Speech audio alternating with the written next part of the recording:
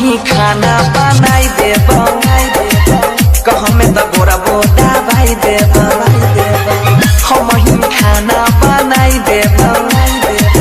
कहमे त गोरा बोदा भाई देब हमरा गई गोरी दुल्हा बना गई दुल्हा बना हमरा गई गोरी दुल्हा बना गई दुल्हा बना हम ही खाना बनाई देब कहमे त गोरा बोदा भाई देब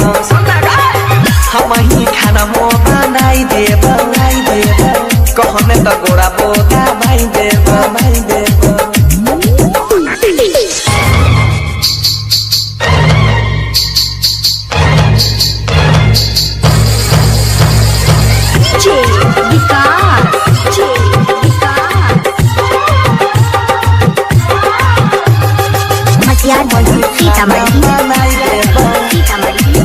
कहमे त गोरा बोदा भाई देब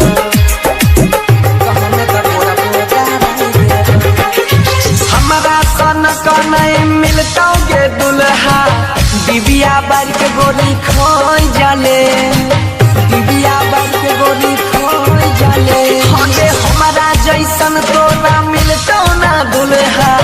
दिबिया बार के गोरी खोई जाले कपड़ा लाता सब धोई देब रतिया में गई से सजैब आबे ना हमारो जियारा जुड़ा गई जियारा जुड़ा हम ही खाना बनाई देब कहमे त गोरा बोदा भाई देब रोज रोज खाना बनाई देब सुतला में गोरा बोदा भाई देब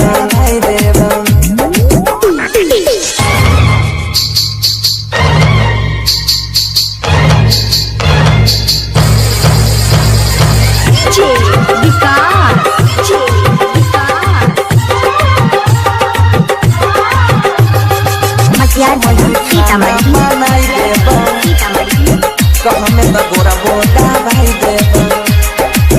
कहमे त गोरा बोदा भाई देब अगे कोनो चीज के तोरा कमी नहीं होता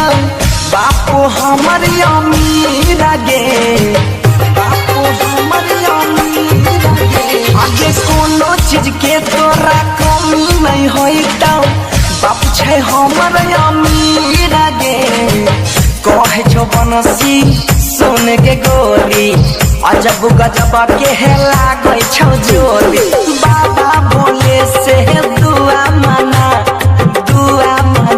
गई दुआ मना हम ही खाना बनाई देब